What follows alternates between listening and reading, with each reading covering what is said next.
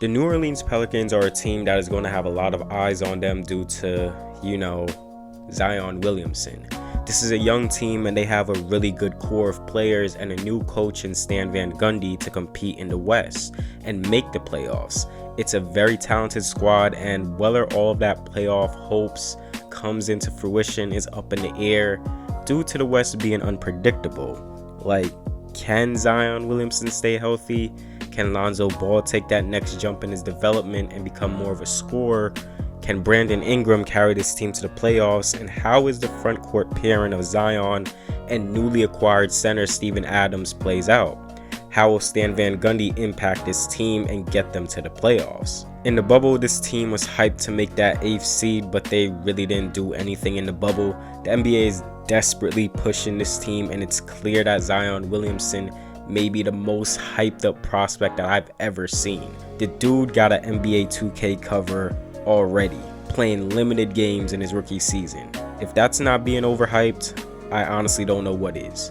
Zion Williamson is looked at to be the man of his team, but until he plays a good amount of games and we see that he can put up big numbers night in and night out, Brandon Ingram is the man of this team. I just want to see more out of Zion because this guy is a monster of a talent.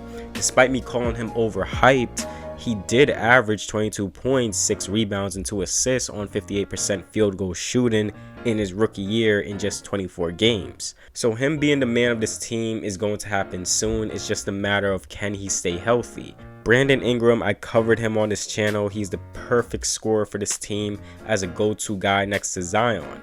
Ingram is the team's best player, and add the fact that he is 23 years old and is putting everything together as a 3-level scorer, and then you have Lonzo Ball, who does need to build on his game more, but his playmaking and defense is really a plus. This team has a really good core to build on. This team brought in Eric Bledsoe in the Jrue Holiday trade, and the Pelicans got a good amount of picks, 2 future first-round picks and 2 additional pick swaps, as well as George Hill, who they shipped to OKC, as well as other role players on the team for Steven Adams. With Bledsoe on the team, the Pelicans can move Lonzo to the shooting guard, and the team will have a nice defensive backcourt of Ball and Bledsoe.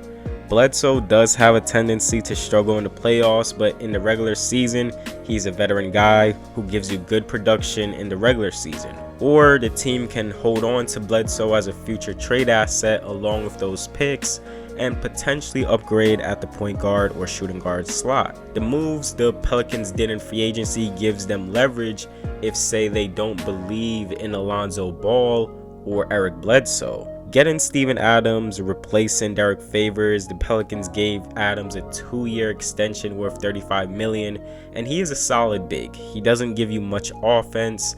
On defense, he is a good post defender and more so just an interior defender, but not really the best in guarding the perimeter. Adams is also a very underrated passer, and with guys on this team who can play off ball, it'll be interesting to see how he is utilized because he really shines in the passing department. Adams is a traditional big. He can get you 10 points, 10 rebounds a night. He is very good at grabbing and fighting for offensive rebounds, so I feel that would be a huge plus for this team.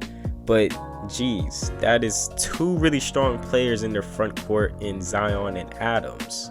Yeah, good luck trying to score on these guys. The defense for this team really has a big chance to be a top defensive team in the league. The team also brought in Willie Hernan-Gomez as a 3rd string center and Wayne Gabriel as an option at the backup power forward spot. In the draft, they took Kira Lewis Jr. at the 13th pick, and he was looked to be a lottery pick as he soared up the draft boards.